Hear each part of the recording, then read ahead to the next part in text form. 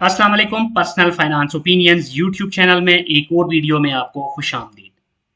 आज की ये वीडियो पाकिस्तान स्टॉक मार्केट में शुगर सेक्टर के हवाले से है और इसमें मैं दो ऐसे शेयर्स की बात करूंगा जो शुगर सेक्टर में से मेरे पसंदीदा शेयर्स हैं। पाकिस्तान के अंदर शुगर सेक्टर चंद बेहतरीन सेक्टर्स में से एक है क्योंकि पाकिस्तान में चीनी और चीनी की मसनूआत की जो डिमांड है वो हमेशा बढ़ती ही रहती है और पाकिस्तान के अंदर शुगर सेक्टर मुख्तलिफ political and non political matters के हवाले से भी काफ़ी हॉट सेक्टर कंसिडर किया जाता है।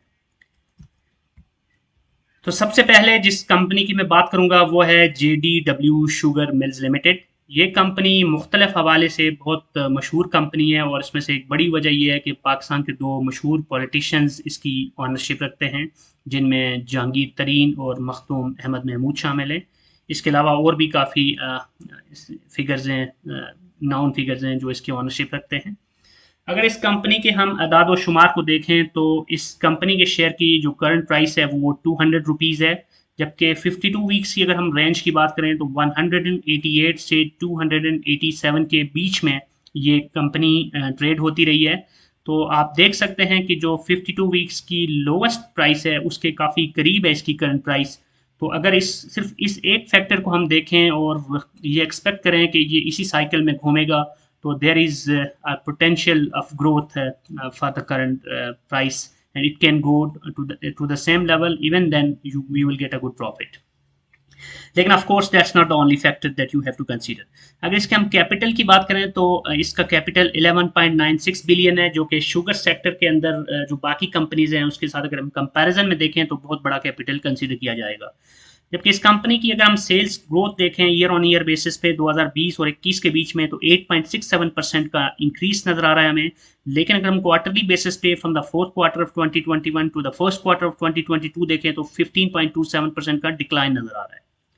उसके बाद इस कंपनी के हम करंट एसेट्स और करंट लायबिलिटीज का कंपैरिजन करने के लिए इसकी करंट रेशो निकालें तो वो 1.12 बनती है, जिससे हमें ये पता चलता है कि इस कंपनी के जो करंट एसेट्स हैं वो करंट लायबिलिटीज से ज़्यादा हैं, which is a positive sign. उसके बाद इसकी प्राइस टू अर्निंग रेशो अगर हम देखें up to the fourth quarter of 2021 तो वो बनती है 2.45, which is positive and which is lower than the average of the sugar sector. तो इस low price to earning ratio की बेस पे हम कह सकते हैं कि ये जो स्टॉक है इस वक्त अंडर वैल्यूड है। सो it's an opportunity for the potential investors. उसके बाद अगर हम इसकी बीटा वैल्यू देखें तो वो 0.18 है, जो कि जो कि 1 से काफ़ी नीचे है और 1 से जितनी भी बीटा वैल्यू नीचे होगी उतना ही वो शेयर ज़्यादा स्टेबल समझा जाएगा और मार्केट की जो वॉलीटिलिटी है या फ्लक्चुएशंस हैं उसका इम्पैक्ट वो शेयर कम ले रहा होता है। उसके बाद अगर हम इसके पे आउट रेशो की बात करें तो वो 12.25% बनता है। इसका मतलब यह है कि जो कंपनी जितना भी प्रॉफिट अर्न करती है उसका 12.25% अपने शेयर होल्डर्स में बांट रही है इन टर्म्स ऑफ डिविडेंड, जो कि बहुत ज़्यादा अमाउंट नहीं है। इसका मतलब है कि बड़ी अमाउंट जो अपने प्रॉफिट की है वो ये कंपनी रिटेन कर रही है और उसको फिर अपने कंपनी के मुख्तलिफ प्रोजेक्ट्स के अंदर री इन्वेस्ट कर रही है। अगर हम लास्ट क्वार्टर ऑफ 2021 यानी कि फोर्थ क्वार्टर ऑफ 2021 में इसका डिविडेंड देखें तो वो 10 रुपये, जबकि लास्ट एनुअल डिविडेंड भी इसका 10 रुपये है, यानी कि साल में इसने एक ही दफ़ा डिविडेंड देना होता है और वो लास्ट टाइम इसने दिया है 10 रुपये। ये बात इंपॉर्टेंट है कि शुगर सेक्टर की जो कंपनीज होती हैं इनका ईयर एंड सितंबर में होता है, सो इसका फोर्थ क्वार्टर जो है वो सितंबर में एंड हो रहा होता है। जबकि डिविडेंड यील्ड अगर हम देखें 2021 अप टिल फोर्थ क्वार्टर तो वो बनती है 5%, जो कि कोई बहुत ज़्यादा नहीं है, लेकिन शुगर सेक्टर के अंदर इसको आप पॉजिटिव ही समझेंगे। जबकि ये कंपनी 298% के इंटरेस्ट कवरेज रेशो के साथ है, जिसका मतलब ये है कि इस कंपनी को अपने इंटरेस्ट को कवर करने के लिए किसी किस्म की कोई प्रॉब्लम नहीं है, इनके पास सफिशिएंट रिसोर्सेज मौजूद हैं। जबकि इनके total debts to total assets अगर हम रेशो निकालें और परसेंटेज में तो वो 65% बनती है। इसका मतलब ये हुआ कि इनकी जो टोटल एसेट्स हैं वो टोटल लाइबिलिटीज से खातर ख्वाह ज़्यादा है। अब अगर हम एक साल के अंदर इसके स्टॉक की परफॉर्मेंस को देखें तो हमें थ्रू आउट रेड नज़र आता है, 1 महीना, 3 महीना, 6 मंथ्स या एक साल में। और आप देख सकते हैं कि पिछले एक महीने में भी इसके जो शेयर की प्राइस है वो 11.1% कम हुई है। तो definitely there are lot of reasons behind this. In general अगर हम शुगर सेक्टर को देखें तो उसके अंदर अमूमन ऐसे होता है कि जब ये डिविडेंड अनाउंस करने जा रही होती हैं या डिविडेंड के करीब करीब का जो टाइम होता है उसमें इनके प्राइसेस शूट कर जाती हैं, जबकि बकिया औकात में इनकी प्राइसेस कोई बहुत ज़्यादा फ्लक्चुएट नहीं करती, क्योंकि ये वो कंपनीज होती हैं जिनका फ्री फ्लोट भी कम होता है और इनकी जो एवरेज ट्रेड वॉल्यूम्स होते हैं मार्केट में वो भी काफ़ी कम होते हैं। बहुत हद तक इनको हम कॉर्नर स्टॉक्स भी कह सकते हैं। और इसके अलावा भी चीनी के जो शुगर सेक्टर के अंदर अगर हम कीमतें देखें शुगर की, गवर्नमेंट की तरफ से भी अक्सर इनको कम कीमत पे शुगर बेचने के लिए कानून साजी की जा रही होती है। उसके अलावा जो ये गन्ना खरीद रही होती हैं कंपनीज काश्तकारों से, उसके हवाले से भी गवर्नमेंट की तरफ से मुख्तलिफ प्राइसेस सेट की जा रही होती हैं। तो ओवरऑल इनको जो अपना प्रॉफिट मार्जिन है वो स्क्वीज करना पड़ता है for these reason and for various other reason. तो ये बहुत सारे फैक्टर्स होते हैं जिसकी वजह से इनके जो शेयर प्राइसेस हैं उसके अंदर भी आप देख सकते हैं कि उसका इम्पैक्ट आपको नजर आ रहा है। उसके बाद अगर हम इसकी अर्निंग पर शेयर की बात करें तो आप देख सकते हैं कि 2014 से लेके 2021 तक का जो डेटा है उसमें इनका 2021 में ईपीएस बहुत शूट करके 81%, 81.6 पे गया है, जो कि हौसला अफजा बात है। लेकिन 2018 में सिर्फ एक ऐसा साल आपको नजर आ रहा है जिसमें इनका ईपीएस नेगेटिव में आया -3.4। लेकिन इस ईपीएस की बेस पे अगर हम इनकी पे आउट्स यानी कि इनके डिविडेंड डिस्ट्रीब्यूशन को देखें तो यू कैन सी के 2018 और 2020 में इन्होंने कोई डिविडेंड नहीं दिया, जबकि 2017 में इन्होंने 13 रुपए, जबकि 2019 और 2021 में इन्होंने 10-10 रुपए का डिविडेंड दिया है। तो इससे आप देख सकते हैं कि इट्स नॉट नेसेसरीली ट्रू कि ये कंपनी हर साल आपको डिविडेंड दे। बीच में कुछ साल ऐसे हैं जिसमें इसने डिविडेंड नहीं दिया, लेकिन इंपॉर्टेंट थिंग इसके जो रिसेंट इनके रिजल्ट्स हैं वो अच्छे हैं, इसलिए हम इन नियर फ्यूचर एक्सपेक्ट कर सकते हैं कि ये कंपनी आपको अच्छा डिविडेंड देगी। उसके लिए हम इनका जो रिजल्ट्स हैं फर्स्ट क्वार्टर ऑफ 2022 उसके ऊपर ज़रा नज़र मार लेते हैं। तो वहाँ पर आप देख सकते हैं कि इनका जो प्रॉफिट है वो 918.4 मिलियन है compare to a loss of 626.5 million in the same quarter last year. तो पिछले साल फॉर सम रीजन इनका जो रिजल्ट्स थे फर्स्ट क्वार्टर के उसमें लॉस था 626 मिलियन का, लेकिन इस साल इन्होंने पॉजिटिविटी में आपने देखा कि 918 मिलियन का प्रॉफिट गेन किया है। So that's a good thing. उसके बाद इनका जो ईपीएस है वो भी इस साल डेफिनेटली अगर प्रॉफिट्स बढ़ते हैं तो ईपीएस भी बढ़ता है। तो ईपीएस इनका 15.36 पे चला गया, जो कि पिछले साल फर्स्ट क्वार्टर में माइनस में था 10.48। सो दिस मीन्स के जो पिछले साल का ओवरऑल ईपीएस 80 से ऊपर जाना और इस साल के पहले क्वार्टर में इनका एक अच्छा ईपीएस आना, ये एक पॉजिटिव इंडिकेशन है और हमें बता रही है कि we can expect good future growth in this share and we can expect a good dividend as well. Alright, अब हम चलते हैं दूसरी कंपनी की तरफ जो है Al Abbas sugar mills limited. Sugar sector में से ये भी एक मशहूर और जानी पहचानी कंपनी है।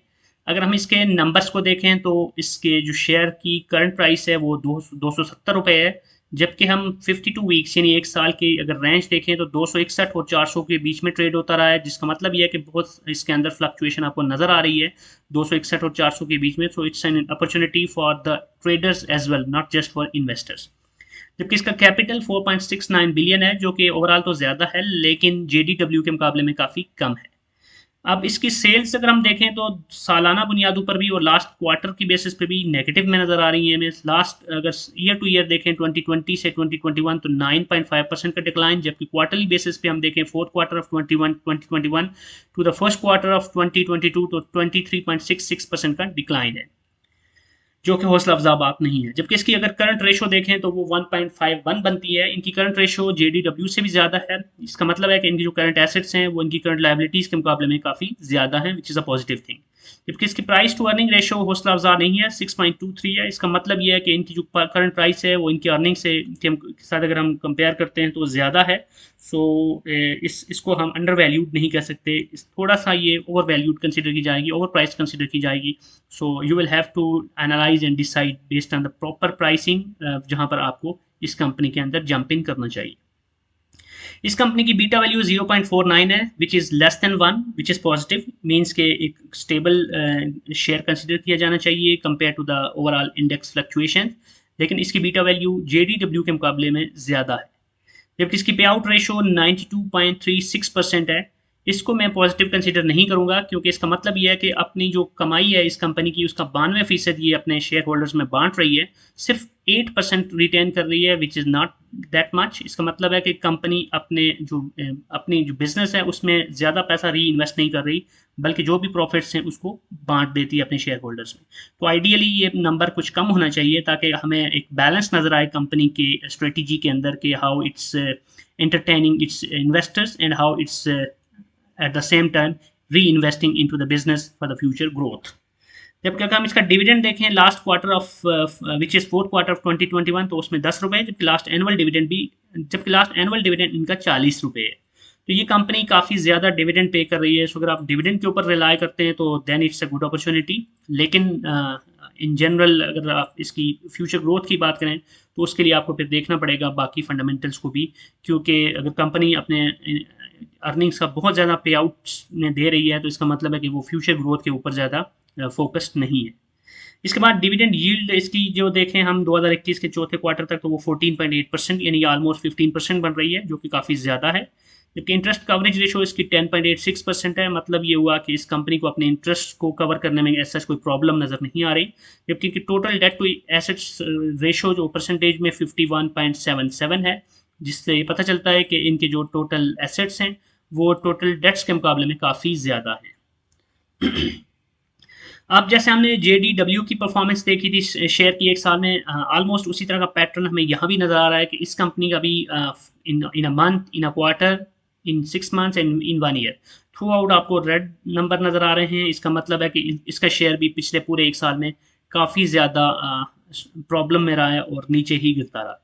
So you can consider it as an opportunity or you will have to further investigate कि इनकी प्राइसेस इतनी नीचे क्यों आई। कुछ फैक्टर्स को मैं ऑलरेडी डिस्कस कर भी चुका हूँ। अब अगर हम इनकी अर्निंग पर शेयर की बात करें तो आप देख सकते हैं कि कंट्ररी टू JDW, इनके केस में इनका 2020 में भी पॉजिटिव ही रहा है। JDW के केस में आपने देखा था कि एक साल ऐसा था जिसमें उनका EPS नेगेटिव में चला गया था, लेकिन इनका EPS 2014 से लेकर 2021 तक मुसलसल पॉजिटिव रहा है। लेकिन एक इंपॉर्टेंट चीज़ ये है कि 2018 से लेकर 20 तक इनका EPS काफ़ी ज़्यादा था, ऑलमोस्ट 64 से लेकर 64 से ऊपर रहा है, लेकिन 2021 में ये कम होकर 43 पे आ गया है। तो अभी भी ये नंबर काफ़ी ज़्यादा है, लेकिन compare to the previous 3 years from 2018 to 2020 ये 21 का जो इनका EPS है वो कुछ कम है। So that is something we need to further investigate from its financial reports. अब अगर हम इनकी एनुअल पे आउट्स की या डिस्ट्रीब्यूशंस की बात करें तो आप देख सकते हैं कि 2017 में इन्होंने 10 रुपये, 2018 में 53 रुपये, 2019 में 50 रुपये, 2020 में फिर 50 और 2021 में 40 रुपये का डिविडेंड दिया है।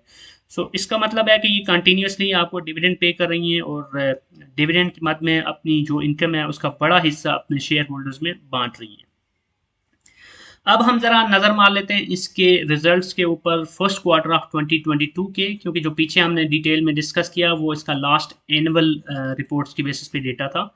तो अगर हम फर्स्ट क्वार्टर में देखें तो इस कंपनी का जो प्रॉफिट है वो 232.1 मिलियन है, जबकि इस जो फर्स्ट क्वार्टर ऑफ 2021 था उसमें इनका प्रॉफिट था 314.4 मिलियन। इसका मतलब है कि हमें यहाँ पर 82.3 मिलियन का एक डिक्लाइन नज़र आ रहा है इन द प्रॉफिट। तो ये एक इंपॉर्टेंट पॉइंट है जो आपने अपने जहन में रखना है before taking your investment decision. जबकि इनके प्रॉफिट अगर कम हुए तो ऑब्वियसली EPS के अंदर भी फर्क आएगा। तो इनकी EPS थी पिछले साल फर्स्ट क्वार्टर में वो 18.11 थी, जबकि इस साल इनकी EPS 13.37 हुई, जो कि कुछ तकरीबन 5 रुपये कम हुई है।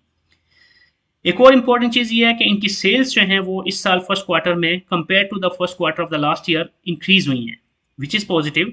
लेकिन सेल्स के इंक्रीज होने के बावजूद प्रॉफिट्स के कम होने की वजह हमने देखनी है, और उसमें जो मेजर वजह वो ये है कि इनकी जो कॉस्ट ऑफ सेल्स है वो बढ़ी है।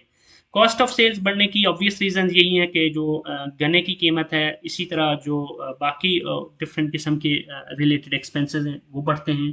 तो उसकी वजह से ओवरऑल जो प्रॉफिट्स हैं, जो बॉटम लाइन प्रॉफिट होता है वो कम हो जाता है even if sales are increased. So ये थी आज की ये वीडियो जिसमें मैंने 2 कंपनीज को कंसिडर किया है फ्रॉम द शुगर सेक्टर। दोनों कंपनीज अच्छी हैं। इसके अलावा और भी कुछ कंपनीज हैं शुगर सेक्टर में जो कि अच्छी कंपनीज कंसिडर की जाती हैं, लेकिन इस वीडियो को ज़्यादा लंबा ना करने के लिए मैंने कोशिश की है कि 2 ही कंपनीज के ऊपर आज इक्तफा किया जाए। तो आई होप कि जो इन्फॉर्मेशन इस वीडियो में कन्वे की गई है ये आपके लिए यूज़फुल होगी। इसके ऊपर आप मज़ीद रिसर्च कीजिएगा और अपना एनालिसिस करके अपनी जो भी रिक्वायरमेंट है उसकी बेसिस पे आपने इन्वेस्टमेंट डिसीजंस लेने हैं, क्योंकि ये जो वीडियोस हैं मेरी इस चैनल के ऊपर, these are my opinions and not the financial advices. So आपको अगर ये वीडियो पसंद आई है और इसमें जो भी इन्फॉर्मेशन शेयर की गई है अगर आप समझते हैं कि यूज़फुल है, तो आपने इस वीडियो को लाइक करना है और उसके बाद इस चैनल को सब्सक्राइब करना है। और अगर आपका कोई भी क्वेश्चन है, कोई भी फीडबैक है, तो आप उसको कमेंट सेक्शन में लिख सकते हैं। Thank you very much.